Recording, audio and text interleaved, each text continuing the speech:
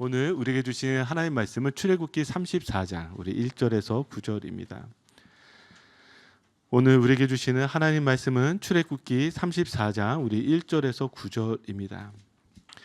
우리 다 함께 찾으셔서요. 제가 한 절 읽고 여러분들이 한 절 읽고 한 절씩 교독하시고 마지막 9절은 우리 같이 함께 한 목소리로 우리 합독하여 봉독하도록 하겠습니다. 제가 먼저 1절 봉독해 올리겠습니다. 여호와께서 모세에게 이르시되 너는 돌판 둘을 처음 것과 같이 다듬어 만들라. 내가 깨트린 처음 판에 있던 말을 내가 그 판에 쓰리니. 2절 여러분 아침까지 준비하고 아침에 시내산에 올라와 산 꼭대기에서 내게 보이되 아무도 너와 함께 오르지 말며 온 산에 아무도 나타나지 못하게 하고 양과 소도 산 앞에서 먹지 못하게 하라. 모세가 돌판 둘을 처음 것과 같이 깎아 만들고 아침에 일찍이 일어나 그 두 돌판을 손에 들고 여호와의 명령대로 시내산에 올라가니 여호와께서 구름 가운데 강림하사 그와 함께 거기 서서 여호와의 이름을 선포하실세. 여호와께서 그의 앞으로 지나시며 선포하시되 여호와라 여호와라 자비롭고 은혜롭고 노하기를 더디하고 인자와 진실이 많은 하나님이라. 인자를 천대까지 베풀며 악과 과실과 죄를 용서하리라. 그러나 벌을 면제하지는 아니하고 아버지의 악행은 자손 3, 4대까지 보응하리라. 모세가 급히 땅에 엎드려 우리 함께 읽겠습니다. 이르되 주여 내가 주께 은총을 입었거든 원하건대 주는 우리와 동행하옵소서. 이는 목이 뻣뻣한 백성이니이다. 우리의 악과 죄를 사하시고 우리를 주의 기업으로 삼으소서. 아멘. 여러분 피곤하시죠? 아마 이 피곤하시죠? 라는 질문에 대다수의 분들이 네, 피곤합니다. 이렇게 아마 대답하실 거라 생각이 듭니다. 많은 분들이 피곤해 하세요. 예, 사실입니다. 정말 많은 분들이 피곤해 하세요. 저도 요즘 이렇게 피곤하다는 말을 좀 입에 달고 사는 것 같고요. 저뿐만이 아니라 저희 애들도 피곤하다는 말 입에 달고 사는 것 같습니다. 이때 저에게 눈에 들어온 책이 하나 있는데요. 그 책 제목이 무엇이냐면 피로사회라는 책이에요. 피로사회. 독일의 지금 철학자로 또 교수로 계시는 우리 한병철 교수님이 쓴 책인데 이 피로사회라는 책에서요. 그 소재가 무엇이냐면 이렇게 나와 있습니다. 성과사회는 우울증 환자와 낙오자를 만들어낸다. 그러니까 성과 중심, 성공 중심의 사회가요. 무엇을 만드냐면 우울증과 낙오자를 만든다는 거예요. 그러니까 우리가 피로감을 느끼는 거, 피로하다라는 것은요. 어디에서 오는 것이냐면 성과 중심 혹은 성공 중심이라 그렇게 말하고 있는 것입니다. 이 책의 내용을 제가 간략하게 조금 읽어드리면 현대사회의 패러다임 전환을 예리하게 포착하는 책인데 자아와 타자 사이의 적대성 내지 부정성을 근간으로 하는 사회, 냉전, 면역학, 규율 사회에서 그러한 부정성이 제거된 사회, 부정성 대신 긍정성이 지배하는 사회로의 변화가 20세기 후반 이후 일어났다는 것이다. 한병철 교수는 이 새로운 사회를 성과사회 그리고 이 사회 속에 살고 있는 인간을 성과 주체라고 명명한다.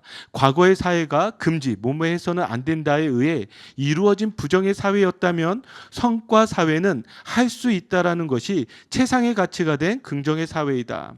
이 사회에서는 성공이라는 것이 남아있는 유일한 규율이며 성공을 위해서 가장 강조되는 것이 바로 긍정의 정신이다. Yes, we can. 그러나 부정성에 의해 제약받지 않는 긍정성은 긍정성의 과잉으로 귀결되며 타자의 위협이나 억압과는 다른 의미에서 자아를 짓누른다. 오직 자신의 능력과 성과를 통해서 주체로서의 존재감을 확인하려는 자아는 피로해지고 바로 이 부분이죠. 오직 자신의 능력과 성과를 통해 주체로서의 존재감을 확인하려는 자아는 피로해지고 스스로 설정한 요구에 부응하지 못하는 좌절감은 우울증을 낳는다. 이러한 사회적 변화를 한병철 교수는 다음과 같이 요약한다. 교회사의 부정성은 광인과 범죄자를 낳는다. 반면 성과사회는 우울증 환자와 낙오자를 만들어낸다. 저는 이 피로사회라는 이 책을 보면서 그런 생각을 참 많이 한 것 같습니다. 어쩌면 우리 스스로 이 세상의 가치관에 따라 각자가 생각하는 성공 혹은 각자가 생각하는 어떠한 성과라는 그 규율을 정해놓고 그 안에 들어가지 못하면 내가 마치 실패한 것처럼, 그래서 그것에 들어가기 위해서 몸부림을 치지만 그것이 되지 않을 때 오는 그 공허함과 우울증들이 우리 가운데 문제가 된다라는 사실이죠. 여러분 혹시 살면서 심장 소리를 들어본 적 있으세요? 심장 소리를 들으시면 병원에 가보셔야 합니다. 심장 소리가 들린다라는 것은요, 극심한 스트레스나 혹은 실패에서 오는 절망감이나 두려움에서 오는 것이죠. 그래서 이 심장에서 이 소리를 멈추게 하려면 내가 지금 겪고 있는 그 문제 가운데서 고립되어져야지만 겨우 이 소리가 멈춘다고 해요. 아마 여러분들 안에 공황장애를 겪거나 아니 극심한 스트레스 가운데 자신을 포기하고 싶었던 그런 마음들이 있었던 분들에게는 아마 이런 경험들이 있을 것입니다. 자, 만약에 우리가 지금 이런 경험들을 하고 있다면, 그리고 이렇게 피로 사회를 살아가고 있다면 이 시대 가운데 하나님이 우리를 찾아오셔서 무엇이라고 말씀해 주실까요? 여러분 무엇이라고 말씀해 주실까요? 그리고 우리는 이 문제를 어떻게 해결할 수 있을까요? 저는 이러한 아픔 가운데에서 벗어날 수 있는 유일한 방법은 내 자신을 성과의 기준이 아니라 존재의 기준으로 봐야 한다고 생각했습니다. 뭐라고요? 성과, 성공의 기준이 아니라 존재의 기준으로 봐야 한다라는 거예요. 여러분 신앙생활도 마치 이와 같지 않습니까? 신앙생활을 할 때 우리가 피곤함을 느끼는 이유는 무엇이냐면 마치 우리가 성과를 내야지만 내가 신앙에 성공한 것처럼, 그래서 더 많은 것들을 하고 더 많은 것들을 드리고 더 많은 것들을 섬겨야지만 내가 마치 신앙을 성공한 것처럼 생각하는, 그래서 우리가 지치고 또한 신앙생활에서 번아웃이 되고 그러다가 때로는 우리의 신앙을 버리기도 하는 그런 악순환들이 일어나기 마련이죠. 여기에서도 어떤 기준을 삼아야 될까요? 성과의 기준이 아니라 존재의 기준을 삼아야 된다라는 거예요. 여러분들이 많이 보신 폭삭 소가수다, 저는 여전히 보지 않았지만 여러분들이 하는 얘기를 귀 기울여 들었다가 이렇게 예화로 쓰곤 합니다. 제가 한 예화를 이렇게 거기에서 나온 대화의 이야기를 듣게 되었는데요. 그게 어떤 내용이었냐면, 그래서 제가 이 부분이 궁금해서 또 이거 찾느냐고 어제 시간 엄청 오래 걸렸어요. 왜냐하면 유명한 씬이 아니기 때문에 잘 나오지가 않는데 겨우 찾아서 그 장면을 제가 다시 복습했습니다. 거기 어떤 내용이 나오냐면, 양관식 아시죠? 양관식이 이제 거기에 무엇을 하냐면 늘 자신의 아내 편만 들고 어머니의 편을 들지 않으니까요. 그 어머니가 맨날 애들 보고 막 너무 힘들고 피곤한 거예요. 며느리는 마음에 안 들고 저 자식은 그냥 맨날 저 며느리 편만 들고 너무 미운 거예요. 그래서 막 불평불만을 털어놓으니까요. 그 아들 양강식이 뭐라고 자신을 표현하고 있냐면 엄마한테, 엄마 나는 호래자식이야, 이렇게 표현하는 거예요. 호래자식 같다는 거죠. 그러니까요, 대뜸 그 얘기, 호래자식이라는 그 이야기를 들은 어머니가 이렇게 말합니다. 네가 왜 호래자식이야? 너는 효도도 했어. 부모 이름 마음 알아도 자식 이름 마음 나는 모른다. 살아주는 게 효도지. 다시 읽어드릴까요? 네가 왜 호래자식이야? 너는 효도도 했어. 부모 이름 마음 알아도 자식 이름 마음 나는 모른다. 살아주는 게 효도지. 네, 맞아요. 존재하는 것만으로도 효도가 됩니다. 이렇게 말할 수 있는 것은 무엇일까요? 부모는요, 그 자녀를 사랑하기 때문입니다. 물론 그 자녀가 성공하면 좋죠. 물론 그 자녀가 행복하면 더 좋죠. 그러나 그 이면에 더 중요한 것은 무엇이냐면, 그것이 아니라 할지라도 존재하는 것만으로도, 그 아이가 있다는 것만으로도 부모에게는 무엇이에요? 효도와 같은 거예요. 만약에 이것을 우리가 다시 이 존재 기준으로 여러분들에게 적용을 하자면, 우리가 이 땅 가운데 계속해서 실패감을 느끼고 혹은 절망을 느끼고 어쩌면 공황장애가 찾아오고 너무나 힘들게 우리 모든 짐이 억눌릴 것 같을 때 하나님이 우리에게 찾아오셨을 때 하나님이 우리에게 하신 말씀은 무엇이냐면, 살아줘서 고맙다는 거예요. 너가 존재하는 것만으로도 고맙다는 거예요. 하나님이 우리를 사랑하신다라고 말씀하시지 않을까요? 저는 이 말씀을 바로 오늘 말씀 가운데서 찾았어요.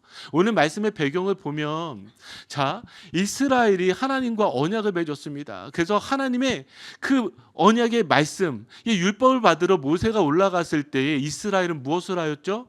하나님을 저버렸단 말이에요. 범죄하였단 말이에요. 자, 그래서 이제 다시 하나님께서 이들과 언약을 맺기 위해서 모세를 불러내십니다. 자, 그리고 그 모세에게 하나님께서 무엇을 말씀하실까요? 자, 우리 한번 말씀을 볼까요? 1절입니다. 여호와께서 모세에게 이르시되 너는 돌판 둘을 처음 것과 같이 다듬어 만들라. 내가 깨뜨린 처음 판에 있던 말을 내가 그 판에 쓰리니. 자, 하나님께서 모세를 부르셨어요. 그리고 돌판 2개를 준비하라고 말씀을 하세요. 자, 이전과 다른 게 무엇이냐면 첫 번째 하나님께서 모세를 부르셨을 때 하나님은요, 그 돌판을 하나님이 준비해 주셨어요.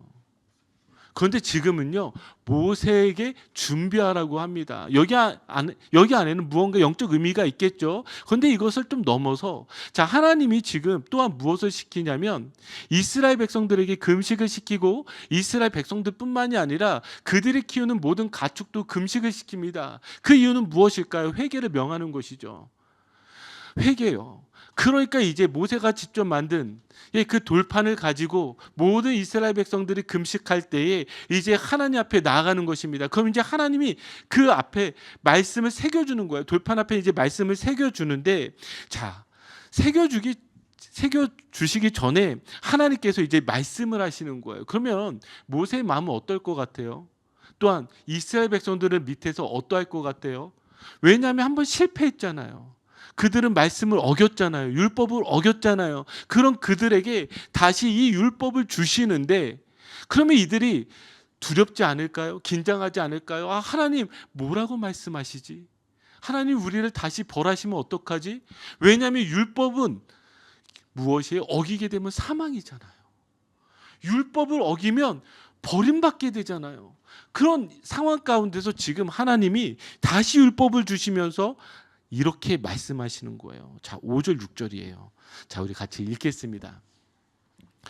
여호와께서 구름 가운데 강림하사 그와 함께 거기 서서 여호와의 이름을 선포하실세. 여호와께서 그의 앞으로 지나시며 선포하시되 여호와라 여호와라 자비롭고 은혜롭고 노하기를 더디하고 인자와 진실이 많은 하나님이라. 아멘. 지금 모세가 긴장하며 두려워하고 있는데 하나님이 말씀하셨던 것은 지금 성과의 기준으로 지금 말씀하지 않으세요. 너 왜 율법을 지키지 않았어? 너 왜 내 말을 따르지 않았어? 지금 이 기준으로 말씀하시는 것이 아니라 하나님이 어떤 분인지를 말씀해 주시는 거예요. 제가 다시 6절 읽어드릴게요. 하나님이 자신의 이름을 말씀하세요. 나는 이런 하나님이야. 그러면서 하나님이 뭐라고 말씀하시냐면 여호와께서 그의 앞으로 지나시며 선포하시되. 자, 이렇게 말씀하시는 거예요. 여호와라 여호와라 자비롭고 은혜롭고 노하기를 더디하고 인자와 진실이 많은 하나님이라. 여러분 어떠세요? 이 말씀 가운데 여러분들 마음 가운데 감동이 있습니까? 표정을 보니까 감동이 없어서 지금부터 제가 이 말씀이 얼마나 은혜가 되는지를 설명해 드리겠습니다. 하나님이 지금 심판을 말씀하시는 것이 아니라 여기에 무엇을 말씀하시면 하나님이 누군지 말씀하시는데 이렇게 말씀하세요. 여호와라 여호와라. 왜 여호와라는 이름을 2번이나 말씀하실까요? 지금 이제 이 여호와라는 이름이 어떤 의미인지, 그리고 내가 왜 여호와라고 그렇게 너희들에게 말했는지 하나님께서 말씀하고 싶으신 거예요.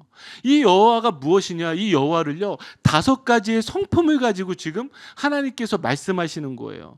자비롭고 은혜롭고 노하기를 더디하고 인자와 진실이 많은 하나님이라. 자, 다시요. 자비롭고 은혜롭고 노하기를 더디하고 인자와 진실이 많은 하나님이라.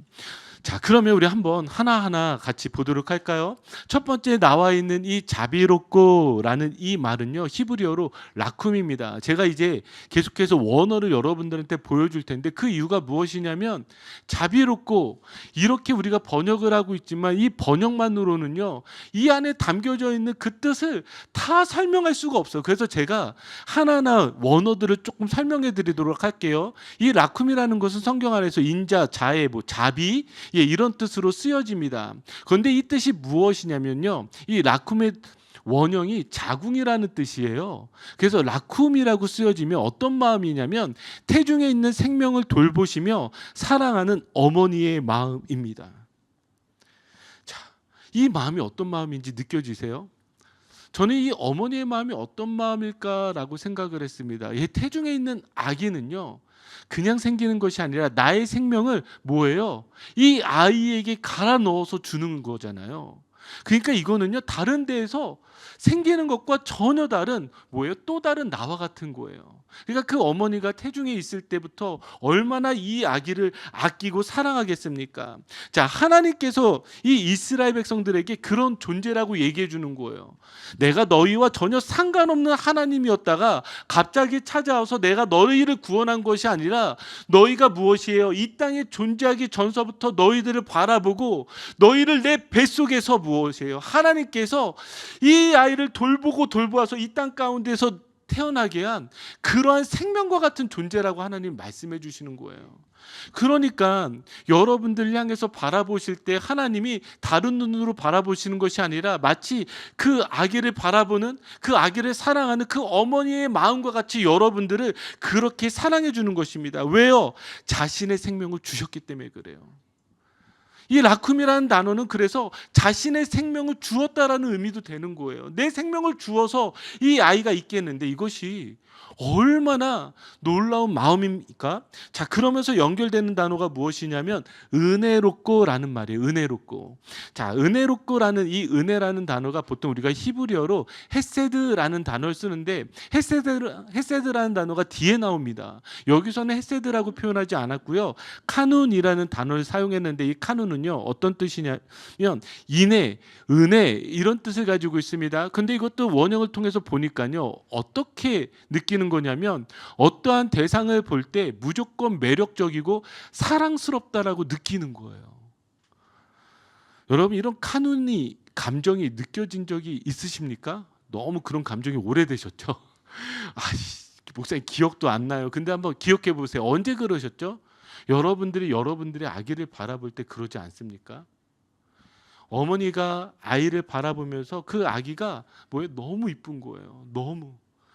저희 교회 지사님들도 가끔씩 저희 교회 우리 아기들 오면 지사님들 사랑의 눈빛을 보내고 아이 안고 그러잖아요. 그 눈빛이요.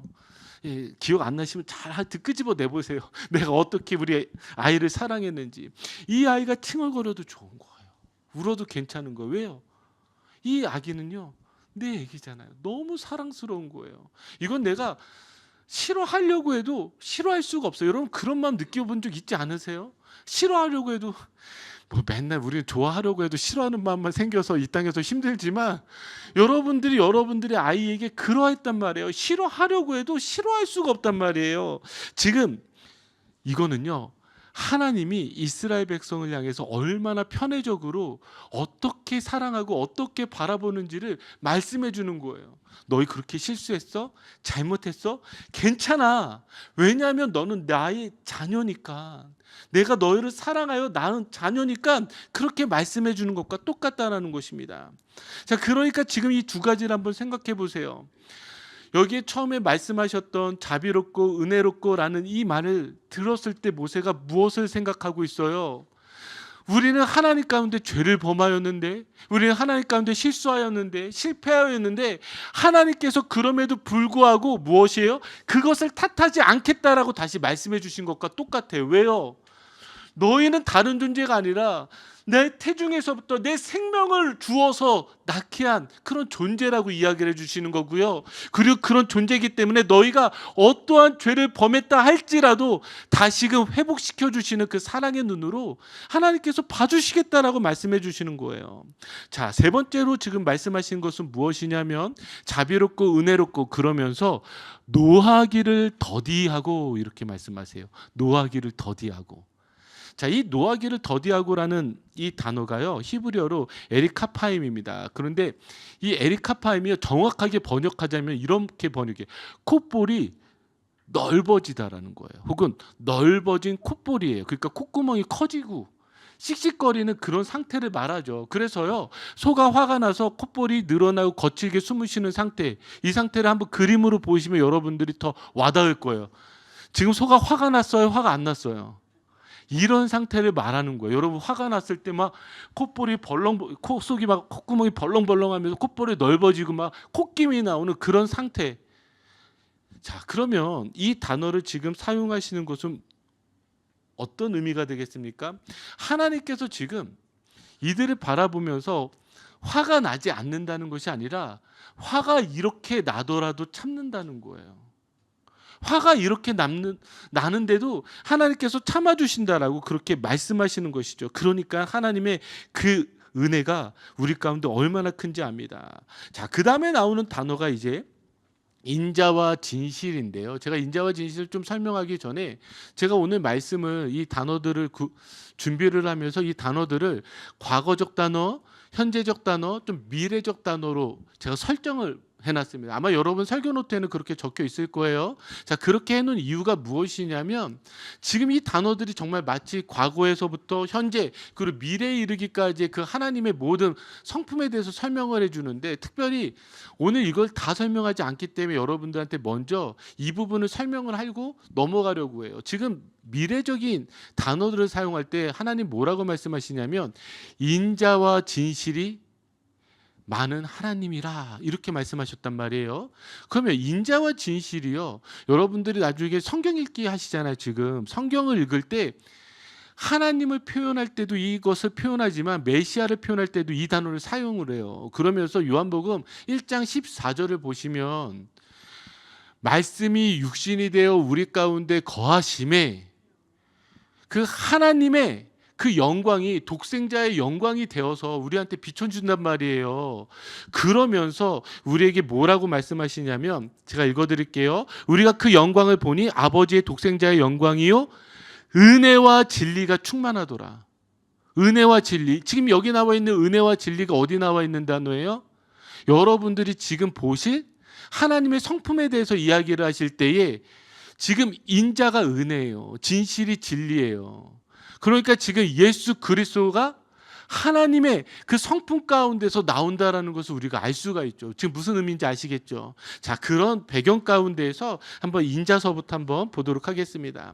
자, 인자는 이 헤세드라는 단어를 씁니다. 은혜라는 단어고요. 구약 성경에서 가장 많이 하나님께서 사용하신 단어가 헤세드입니다. 자, 그런데 이 헤세드를 우리가 이해를 할 때 반드시 이 두 가지의 의미를 좀 이해하셔야 되는데, 그게 무엇이냐면 사랑받을 수 없는 존재를 사랑하시고 그뿐만이 아니라 무엇 해주시는 거예요? 함께 해주시는 거예요. 함께요. 그래서 제가 아까 여러분들한테 말씀드렸던 그 요한복음 1장 14절의 말씀이 육신이 되어 우리 가운데 왜 거하시겠어요? 헤세드의 그 은혜를 보여주시는 거예요. 그러면 이 말씀을 들은 지금 이 모세와 이스라엘 백성들에게 무엇을 말씀해 주시는 거예요? 너희가 그러한 죄를 범했다 할지라도 나는 지금도 너희를 향하여서 참고 있고 지금 이제 무엇을 해주시겠다라는 거예요. 그렇게 사랑받을 수 없는 너희를 나는 여전히 사랑하고 나는 너희를 떠나지 않고 나는 너희와 함께 하겠다라는 거예요.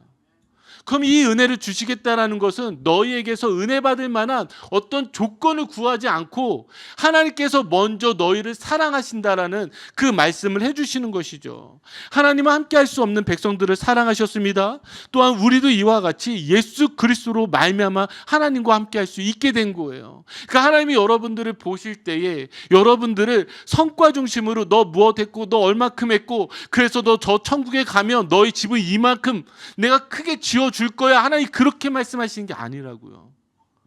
절대로 그렇게 말씀하시지 않는다고요. 하나님이 여러분들을 한 분 한 분 하나님이 바라보실 때 성과로 보는 게 아니라 존재로 본다고요. 여전히 사랑받을 수 없는 존재지만 하나님이 헤세드로 말씀하시는 거예요. 너가 그렇게 사랑받을 수 없는 존재지만 아니 나는 여전히 너를 사랑한다. 하나님 그렇게 말씀하시면서 우리를 하나님의 백성 삼아주시는 것입니다. 자, 그 다음에 나오는 단어가 바로 이 진실이라는 단어인데요. 이 진실이 히브리어로 에메트입니다. 자, 이 에메트가 진리, 단언, 인정, 확증입니다. 에메트 하면 여러분들이 무슨 단어인지 막 처음 들어보는 것 같죠? 여러분들이 가장 많이 사용하는 단어랑 똑같은 단어예요. 아멘이요. 아멘 여러분들이 하시잖아요. 그러니까 여러분들이 아멘 하면 어떤 의미가 돼요? 내가 이 말씀을 똑같이 받아들입니다. 예, 이 말씀을 인정합니다. 예, 이 말씀은 진리입니다. 그렇게 고백하는 것이 아멘이라는 말이에요. 그런데 이것이 성경 안에서 쓰이는데 제가 무엇을 보게 되었냐면, 자, 이 에메트라는 단어가 쓰고 뒤에 라브라는 예, 단어가 쓰이면서 뭐라고 쓰이냐면, 여기에는 우리가 그냥 진리, 진실 이렇게만 쓰여져 있지만 무엇과 연결이 되면 진실이 많다라는 거예요. 진리가 많다라는 거예요. 진리가 많게 되면 어떤 일이 일어날까요? 저는 이거를 이 구절을 가지고 좀 설명을 하고 싶은데, 창세기 15장 6절입니다. 아브라함이 여호와를 믿으니 여호와께서 이를 그의 의로 여기시고. 아멘. 자, 지금 하나님께서 아브라함을 뭐예요? 인정해 줘요. 여기에 믿으니가 아멘이에요. 에메트가 쓰여졌어요. 그러니까 하나님께서 보실 때 아브라함이 지금 믿었는데 그 믿음이 얼마나 작을까요? 그렇지 않아요? 믿어봤자죠. 하나님 다 알고 계세요. 뭘 알고 계세요? 이제 아브라함이 하나님의 약속을 믿지 못해서 그 하갈을 통해서 이스마엘을 낳게 되잖아요. 또 그뿐만이 아니라 하나님이 또 하여튼 뭔가 마음이 상처를 받았는지 아브라함이 또 이렇게 어둠의 시간들이 있지 않습니까? 성경 안에서 기록되어져 있지 않는, 하나님 다 아세요. 아브라함이 또한 하나님의 약속을 저버리고 다른 일들을 행하는 것도 하나님 다 알고 계세요. 그런데 그런 작은 믿음인데 하나님이 무엇이라고 이야기하냐면, 아브라함의 그 믿음을, 이 에메트를 무엇으로 여겨줘요? 의로 여겨줘요. 부족한데 완전하다고 여겨줘요. 여기에 나와 있는 하나님이 무슨 이야기냐면, 내가 에메트의 하나님이야, 나는 많은 에메트의 하나님이야, 이러면 어떤 의미가 되냐면, 너는 부족하지만 내가 그 부족한 것을 인정해 줄게. 너의 힘으로 여기에 믿음까지 이르는 것이 아니라 너의 믿음이 여기에 이르기까지 하나님이 무엇이에요? 이끌어 주겠다라고 그렇게 말씀하시는 거예요. 그래서 진리의 하나님이세요. 우리가 진리의 하나님, 여기서 나와 있는 다른 진리의 하나님 말고 에메트의 하나님이라고 우리가 표현을 할 때는요, 이 말씀은 어떤 말씀이 되냐면, 하나님께서 우리의 부족한 믿음을 확실한 믿음으로 인정하시고 확증해 주세요. 이거를 오늘날 우리에게 무엇을 할 수 있냐면, 우리의 믿음이 부족하지만 우리의 믿음을 보시는 것이 아니라 누구의 믿음을 우리에게 보시죠? 예수 그리스도의 믿음을 보시는 거잖아요. 그래서 우리가 구원받는 것은 나의 믿음이 아니라 예수 그리스도의 믿음이란 말이에요. 이런 표현을 제가 자꾸 쓰는 이유가, 나는 여전히 부족하지만 내가 구원받을 자격과 조건이 되어지는 이유는 내게서 있는 것이 아니라 내가 예수 그리스도의 보혈 안에 있을 때에 뭐예요? 예수 그리스도의 그 믿음으로 하나님이 나를 판단해 주시는 거라고요. 그래서 내가 구원받게 되는 거잖아요. 그러니까 여기에서 지금 다시 진실이 많은 하나님이라, 진리가 많은 하나님이라라고 모세에게 이야기할 때 모세가 아멘할 수 있는 그 이유는 무엇이냐면, 네, 맞아요. 내가 나의 힘과 노력으로 해보았지만 정말 여기까지입니다. 그런데 하나님, 이 믿음도, 이 부족한 믿음도 내가 하나님 가운데 믿습니다라고 말하니까 무엇으로 바꿔주시는 거예요? 하나님의 진리로 다시 바꿔주는 거예요. 하나님께서 인정해주고 확증해주는 거예요. 그래, 괜찮아. 너 여기까지 온 것만으로도 내가 너의 믿음 확증해 줄게. 아브라함에도 너가 나를 믿으니까 그래, 괜찮아, 내가 이거를 의로 여겨줄게. 그러면 여러분, 여기 이곳에서 여러분들이 부족하지만 그럼에도 불구하고 하나님 사랑합니다 그러면, 저라면 그럴 것 같아요. 너 정말 나 사랑해? 증거 대봐. 그러면서 너 언제 나 사랑하지 않았잖아. 너 이랬잖아. 아마 저는 이럴 것 같아요. 근데 하나님 그런 게 아니라, 그런 사람임에도 불구하고 내가 하나님 사랑합니다 그러면 하나님이 어떻게 해주신다고요? 그거를 믿어주시고 인정해주시고 확증해주시는 거예요. 그래서 우리의 고백대로 하나님께서 이끌어 가 주시는 것이죠. 그래서 사랑하는 성도 여러분, 우리가 여전히 부족하지만 우리가 끊임없이 믿음으로 고백해야 되는 그 이유는, 그 믿음의 고백을 인정해 주시고 확증해 주시고 이루어 주시는 분이 우리 주 하나님이시기 때문입니다. 여러분 믿으세요? 바로 그것을 우리가 함께 고백하는 것이죠. 자, 우리 한번 정리해 볼까요? 그래서요, 자, 화면을 보시면 하나님은 지금 과거에 나타난 사랑, 인자와 인애, 라쿤과 카눈을 말씀하시고요. 그리고 현재 나타나는 하나님의 지혜, 에리카파임, 오래 참으심을 말씀하시고요. 은혜와 진리, 헤세드, 에메트란 단어 써서 미래의 소망의 하나님을 말씀하세요. 자, 이거를 다시 이렇게 우리가 고백할 수가 있습니다. 어떻게 고백할 수 있냐면, 사랑받을 수 없는 우리, 죄인이 우리가요, 심판받아야 될 우리가요, 하나님께 사랑받을 수 있는 존재로 바꿔주신 거예요. 그게 라쿤과 카눈이에요. 사랑받을 수 없는, 여전히 죄인이었던 나를 뭐예요? 사랑받을 수 있는 존재로 바꿔준 거예요. 그리고 믿음으로 살아가야 되는데 지금도 믿음으로 살아가지 못하는 나에게 에리카파에 하나님이 여전히 무엇하고 계시다고요? 오래 참고 계시다고요. 하지만 하나님이 나를 그냥 절대로 내버려 두지 않고요, 무엇을 해주고 계시는 거예요? 헤세드와 에메트를 해주는 거예요. 어떻게 해주시는 것이죠? 예, 우리의 작은 믿음을 완전한 믿음으로 바꾸어 주시고 인정해 주시고 인도해 주신다는 사실입니다. 여러분, 이것을 고백하는 것이 믿음입니다. 저는 그래서 이 하나님의 속성, 이 5가지의 성품을 우리가 얼마나 내가 깊게 이해하고 내가 이 말씀을 붙들고 살아가느냐가요, 우리에게 얼마나 중요한지를 여러분들이 아시기를 정말 주님의 이름으로 축복합니다. 여러분 기억하세요. 우리를 과거에 구원해 주셨습니다. 오늘도 우리를 오래 참으심으로 인도해 주십니다. 미래에 우리를 완전하게 하시는 하나님이십니다. 아멘. 자, 다시요. 우리를 과거에 구원해 주셨습니다. 오늘도 우리를 오래 참으심으로 인도해 주십니다. 미래에 우리를 완전하게 하시는 하나님이십니다.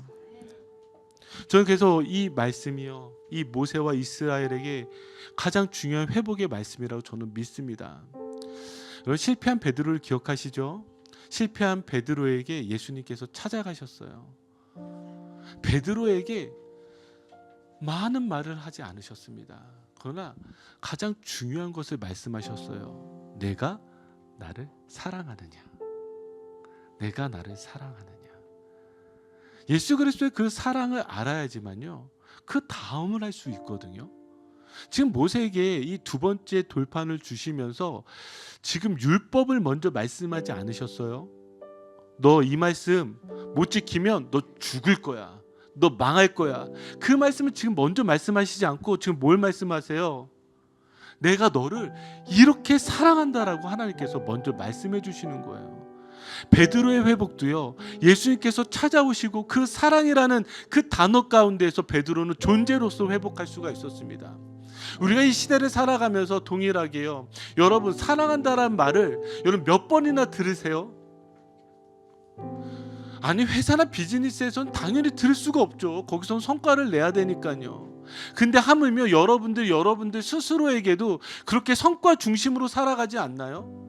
내가 이만큼 이뤄내지 못해서 너무 초라하게 느껴지고, 내가 이만큼 돈을 벌지 못해서 정말 창피하게 느껴지고, 나는 이 땅 가운데서 이루는 것이 아무것도 없는 것 같아서 사람들 만나는 것도 두렵고 무섭고, 그러면서 어쩌면 내 스스로가 나에게 사랑한다라고 말도 못하는 거예요. 왜요? 그 성과 기준에서 나는 여전히 미치지 못하니까 나는 사람들 앞에 나설 힘도 용기도 얻게 되는 것이죠. 저는 그런 여러분들에게 다시 오늘 말씀으로 축복하고 싶은 거예요. 하나님이 여러분들을 사랑하세요. 하나님이 여러분들을 그 기준으로 만약에 보셨다면 어느 누구도 이 자리에 우리는 있을 수가 없을 것입니다. 그리고 앞으로도 우리에게 일어날 구원은 없을 것입니다. 우리의 신앙은, 우리의 믿음은, 나는 여전히 부족하고 나는 여전히 연약하지만 과거에서부터 나를 용서해 주셨고 지금도 나를 오래 참으심으로 인도해 주시고, 그 마지막 그날까지 무엇이에요? 우리의 이 작은 믿음, 형편없는 믿음을 완전하게 바꾸어 주실 그 사랑을 의지해서 우리가 오늘 이 자리까지 나온 줄 믿습니다. 왜 그 사랑을 고백해야 되지 않겠습니까? 그 사랑으로 나가야 되지 않겠습니까? 우리 시간 같이 오늘 한번 말씀 붙잡고 기도하기 원합니다.